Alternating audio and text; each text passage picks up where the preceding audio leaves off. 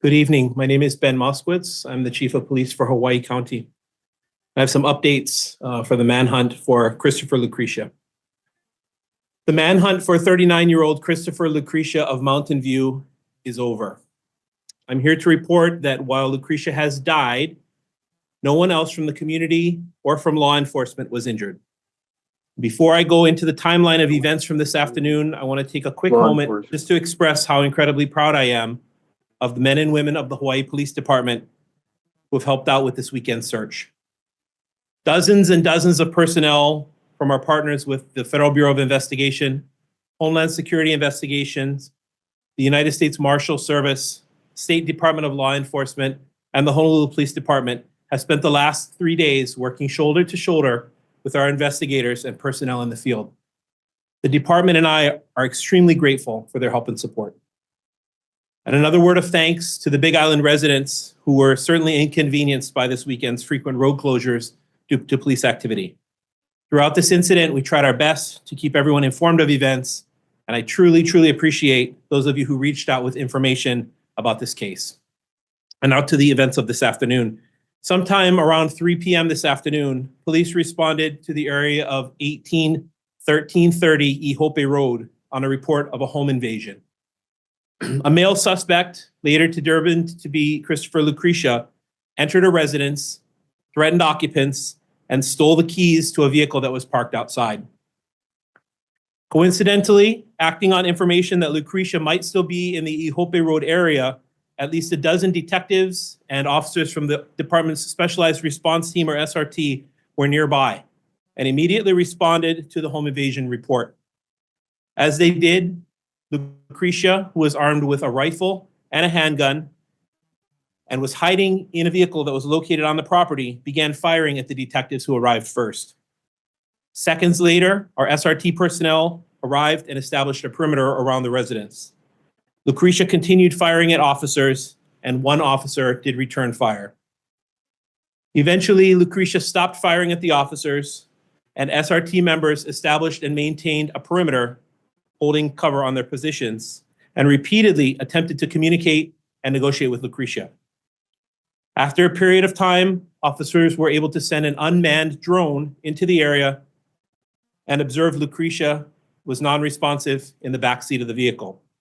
Medics were then called to the scene and determined that Lucrisia had died. While I'm certainly grateful that no one else was injured, our primary focus was always to bring Lucrisia into custody unharmed. Unfortunately, his own actions prevented that hope from becoming reality. The scene of this home invasion and shooting is directly across the street from the Ihope Road location where officers arrested 23-year-old Silas Zion on Friday and recovered Zion's truck that was used in Friday's attempted murder. Zion was charged earlier today with attempted murder in the first degree, place to keep firearms, place to keep ammunition, and hindering prosecution in the first degree. His total bail was set at $3,075,000. Officers and detectives remain on Ihope Road this evening, continuing their investigation. And we're focused at this point on not only piecing together what transpired this evening, but also on where Lucrisia may have been for the last 3 days and who, if anyone, provided him with material support to avoid arrest. The Hawaiʻi Police Department Office of Professional Standards has initiated a critical incident review into this incident, as is standard practice for any officer-involved shooting. The officer who fired his firearm is an 18-year veteran of the department who is assigned to the Specialized Response Team. He has been placed on administrative leave, as is normal, in order to make sure that he is emotionally, mentally, and physically able to return to work. And finally, the Friends of First Responders, which is a long-time and trusted partner of the Hawaiʻi Police Department and supporter of first responders on Hawaii Island, has launched a fundraiser for officers, the officer who was injured in Friday's shooting, in response to a community request to help. The fundraiser is to cover short-term expenses as an additional umbrella of protection for the officer and his family so that they can afford to be by his side during these crucial and difficult times as he recovers. There's a link available to the fundraiser on the Friends of First Responders website and also on our website at hawaiipolice.gov. At this point, finally, if there are anyone left in the community who has witnessed anything that we talked about today or who has any information, we encourage you to call our non-emergency line at area code 808 808-935-3311 or contact Detective Kimo Kali'ipakawa at 808-961-2375. And with that, I would be happy to answer any questions you may have. Do we have any questions from the media?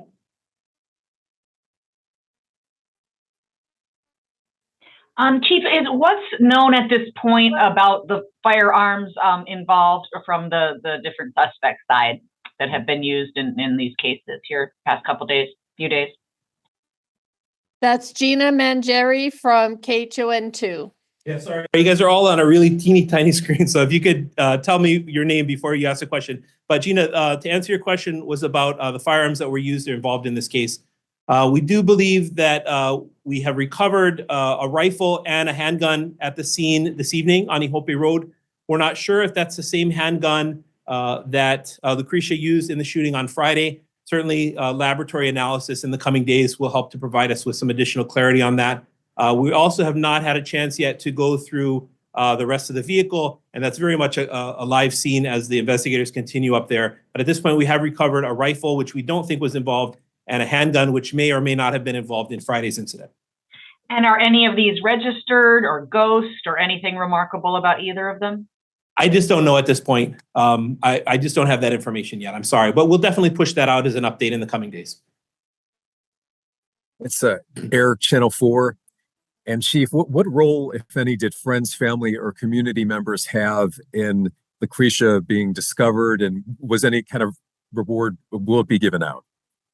So I'm not sure. I know that the investigators were in the area on Ihope Road because they were returning to the location where Zion was arrested. And they returned based on some information that there was a bunch of places on that property. It's a fairly large, about 50-acre property. There were several areas on that property that Lucrisia may have been hiding in. So we had contacted the owner of the property to get permission to search again. The owner had given us permission, and the detectives and officers were actually on their way up there to the location across the street when the home invasion call came in on the other side of the street. So I'm not sure exactly where that information or that tip came from about the hiding locations on the originally Ihope Street address. And I'm not sure yet. Hopefully we'll find that out as well if we're able to hand out any of the reward money in this case. Does anybody else have questions at this time? Sunshine, Cobia Smith from AITV does have a question. Aloha, Chief. Is there a previous relationship between Zion and Lucrisia? Before Friday's incident, we didn't have any indication of one. As the investigation continues to play out and we try to piece together more of why this sequence of events happened, that's certainly something that we're looking into. But that wasn't on our radar before the incident on Friday.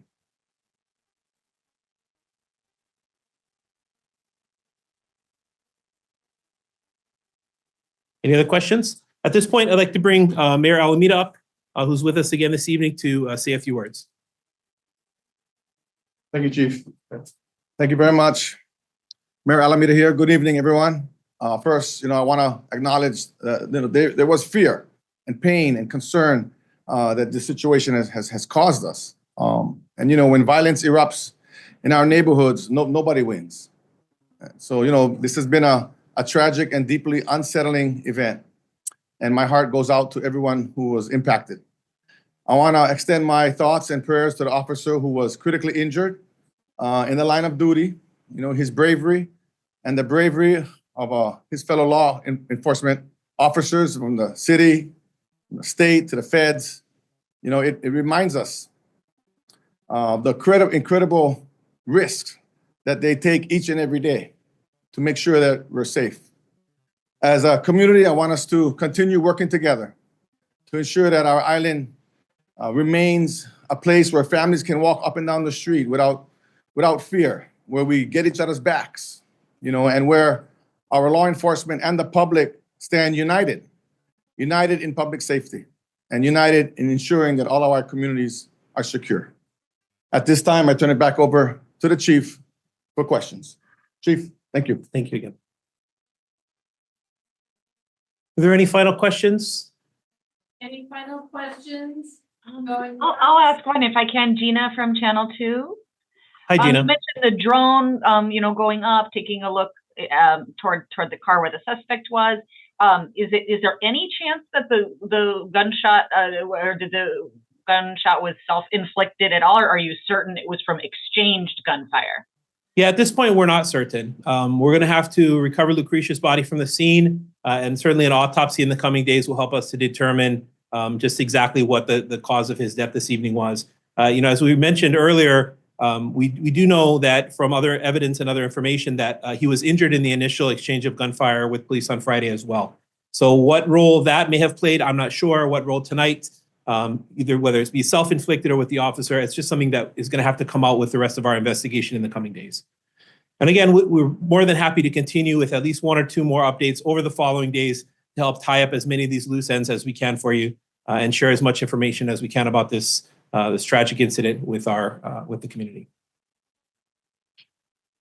Question from John Burnett at the Hawaii Tribune Herald. Is Zion cooperating with officers at this point? I understand that Zion has had a chance to consult with his attorney. He's spoken to Keldon Walchin, our elected prosecutor, and Keldon also has a deputy prosecutor who was assigned to the case. Both Keldon and the deputy have been here, working with investigators on every aspect of this case for the last 2 days, almost since the thing happened on Friday. So we really appreciate their help and support. Any questions about what Zion may or may not have told the prosecutors? I don't have that information, and I would refer you to the prosecutor's office to see if they have any comment.